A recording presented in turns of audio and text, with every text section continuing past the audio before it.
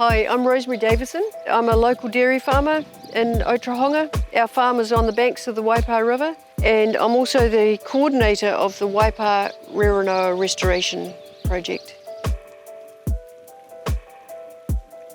It's a two-phase project. The first phase actually is specifically to revegetate the main Waipā channel with native trees. And the second stage of the project is to actually help farmers that are further out. So now we're looking at tributaries, critical source areas, and steep erosion-prone hill country. So we're out there really to help the farmers.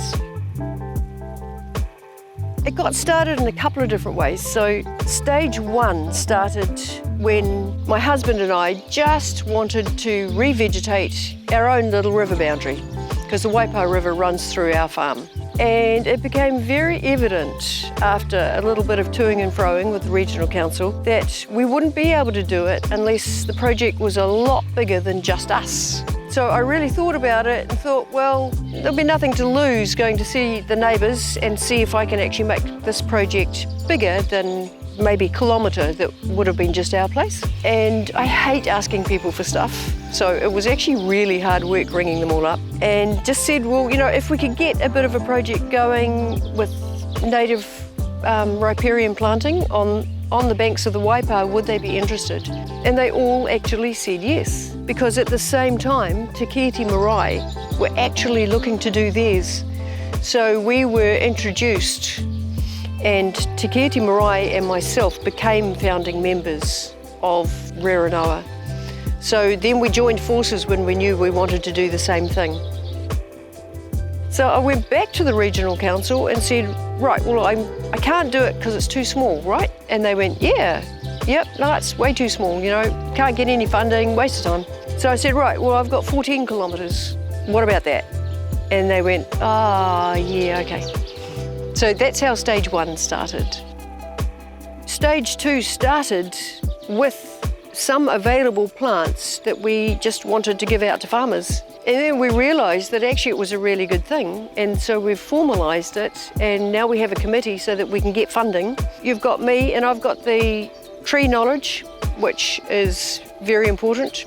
We've got Matt, who has all the contacts. We have Gabrielle and Mia, who kind of represent our local maraes and iwi. We have Doug, who is a very good, solid local farmer, and these are the people we're trying to deal with, so that's really what you want.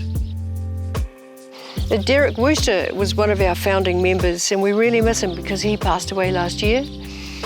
And he also represented Te Keti Marae, and he had some great memories of being a child and growing up along the river, and it was very important to him, and he will be greatly missed. As a group, we're helping the little guys, because we're giving people subsidised plants. We're getting them the right species, getting them delivered to their farms at a vastly subsidised price. I think so far we had 50 different farmers participate last year, probably 25 or 30 participating the year before. So there's 80 farmers that we've worked with so far, and we've just got funding for the next 3 years. So we're doing sort of 500 to 1,500 plants per farmer, which actually isn't a whole lot. But the little guys that just want to plant a gully or a wee stream bank or something like that, there's not a lot of help out there for them. They're the ones that are slipping through the cracks. So we wanted to help them. There's a lot of farmers out there that really want to do this. If they didn't want to do it, we couldn't do it at all. So we are just facilitating them doing something that they've wanted to do but previously have not had the knowledge or not been able to. And the other thing that has absolutely made this a success is the funding that we've received and the support that we've received from some organisations. Waikato Regional Council absolutely have supported us 100%, most particularly with stage one Rerenoa. And the Waikato River Authority are our main funders for stage two, and they have been truly supportive, and we couldn't have done it without them at all. This is the kind of project that you could probably do for a lifetime, and there'll always be another bit that should be done. So, but to help complete it, of course, we obviously need the funding. Everyone always wants more funding, but in some ways it would be nice to be able to fund a team that could go out there and help the farmers when they get really, really busy, because it's always an extra job for them. So if there was a volunteer group that you could call on, it'd be great to have a big team of volunteers that you could call up and say, right guys, we're going to spend a day in here, just to give people a bit of a helping hand, because this is a big job. Funding and labour are the things that are going to keep it going. I was talking to Gabrielle, the other founding member of the project, and I was asking her, you know, when do you think we'll be done?